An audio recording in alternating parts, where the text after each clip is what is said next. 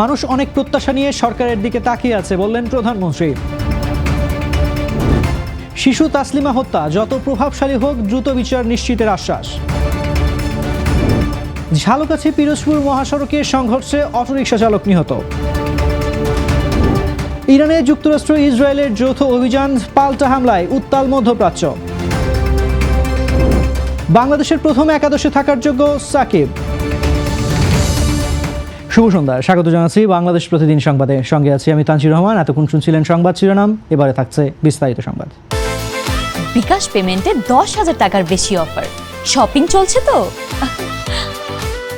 প্রধানমন্ত্রী হিসেবে দায়িত্ব গ্রহণের পর প্রথমবারের মতো প্রধানমন্ত্রীর কার্যালয়ের কর্মকর্তা কর্মচারীদের সঙ্গে মতবিনিময় করেছেন তারেক রহমান। শনিবার তেজগাঁওয়ে প্রধানমন্ত্রীর কার্যালয়ের শাপলা হলে এ সভা অনুষ্ঠিত হয়। কর্মকর্তা কর্মচারীদের উদ্দেশ্যে প্রধানমন্ত্রী বলেন, বাংলাদেশের মানুষ অনেক প্রত্যাশা নিয়ে সরকারের দিকে তাকিয়ে আছে। সরকারি কর্মচারীরাও সরকারের অংশ, এ কথা উল্লেখ করে তিনি বলেন, সবার আন্তরিক সহযোগিতা ছাড়া সরকার সফল হতে পারে না। তিনি আরও বলেন, সুষ্ঠু নির্বাচনের মাধ্যমে জনগণ বাংলাদেশ জাতীয়তাবাদী দলের নির্বাচনী ইশতেহার বাস্তবায়নের পক্ষে রায় দিয়েছে। তাই স্বাস্থ্য, শিক্ষা, কর্মসংস্থান সহ অগ্রাধিকারপ্রাপ্ত খাতে প্রতিশ্রুতি অনুযায়ী কাজ করতে হবে। প্রধানমন্ত্রী দেশের মানুষের নিরাপত্তা নিশ্চিত করা, দুর্নীতি দমন করা এবং সরকারি নিয়মনীতি কঠোরভাবে মেনে চলার উপর গুরুত্ব আরোপ করেন। তিনি বলেন, সবাই একসঙ্গে দায়িত্বশীলভাবে কাজ করলে জাতিকে একটি সুশৃঙ্খল ও উন্নত অবস্থানে নিয়ে যাওয়া সম্ভব।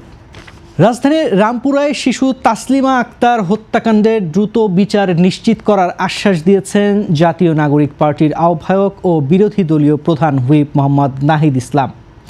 শুক্রবার রাতে রামপুরার উলুন এলাকায় নিহত শিশুটির পরিবারের সঙ্গে সাক্ষাৎ করে তিনি এই আশ্বাস দেন এবং শোকসন্তপ্ত স্বজনদের প্রতি গভীর সমবেদনা জানান।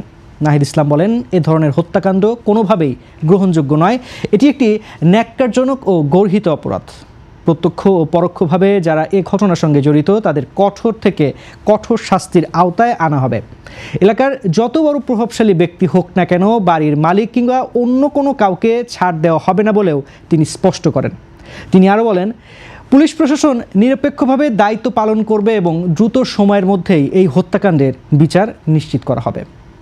ঝালকাঠি পিরোজপুর আঞ্চলিক মহাসড়কের সমবায় এলাকায় অটোরিকশা ও মোটরসাইকেলের মুখোমুখি সংঘর্ষে খলিলুর রহমান নামে এক চালক নিহত হয়েছেন। শনিবার দুপুরে এ দুর্ঘটনা ঘটে। প্রত্যক্ষদর্শীরা জানান, রাজাপুর থেকে ভান্ডারিয়াগামী অটোরিকশাটি বিপরীত দিক থেকে আসা দ্রুত গতির মোটরসাইকেলের সঙ্গে ধাক্কা খায়। এতে অটোরিকশাটি দুমড়ে মুচড়ে যায় এবং চালক গুরুতর আহত হন। স্থানীয়রা উদ্ধার করলেও ঘটনাস্থলেই তার মৃত্যু হয়। রাজাপুর থানা পুলিশ মরদেহ উদ্ধার করে হেফাজতে নিয়েছে। মোটরসাইকেল আরোহী আহত হয়েছেন। দুর্ঘটনার বিষয়ে আইনগত ব্যবস্থা প্রক্রিয়াধীন রয়েছে। ইরানে যৌথ সামরিক অভিযান শুরু করেছে যুক্তরাষ্ট্র ও ইসরায়েল। শনিবার সকাল 9টার দিকে রাজধানী তেহরান সহ অন্তত 6টি শহরে ক্ষেপণাস্ত্র হামলা চালানো হয়। এর জবাবে পাল্টা ক্ষেপণাস্ত্র নিক্ষেপ শুরু করে ইরান। একই সঙ্গে মধ্যপ্রাচ্যের বিভিন্ন দেশে অবস্থিত যুক্তরাষ্ট্রের সামরিক ঘাঁটিতেও হামলার দাবি করেছে তেহরান। ইরানের রাষ্ট্রায়ত্ত বার্তা সংস্থা ফার্স জানায়, কাতার, কুয়েত, সংযুক্ত আরব আমিরাত ও বাহরাইনে অবস্থিত সামরিক স্থাপনাগুলো লক্ষ্য করে ক্ষেপণাস্ত্র নিক্ষেপ করা হয়েছে। আবুধাবিতে এক ব্যক্তি নিহত হয়েছেন বলে আল জাজিরা জানিয়েছে। সৌদি আরবের রাজধানী রিয়াদেও বিস্ফোরণের খবর পাওয়া গেছে। ইরানের পররাষ্ট্র মন্ত্রণালয় বলছে, এই হামলা দেশের সার্বভৌমত্বের লঙ্ঘন হয়েছে। এর জবাবে দৃঢ় পদক্ষেপ নেওয়ার অধিকার তেহরানের রয়েছে।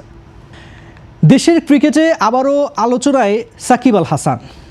রাজনৈতিক কারণে গত 1.5 বছর জাতীয় দলের হয়ে খেলতে পারেননি তিনি, এমনকি দেশেও ফিরতে পারেননি। এই অবস্থায় তাকে নিয়ে নতুন করে আলোচনা শুরু হয়েছে।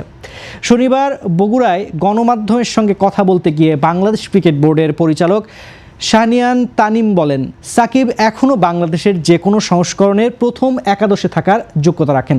তিনি বলেন, 3 সংস্করণের অধিনায়ক মেহেদী হাসান মিরাজ, লিটন দাস ও নাজমুল হোসেন শান্ত সুযোগ পেলে তারাও দলে সাকিবকে রাখবে।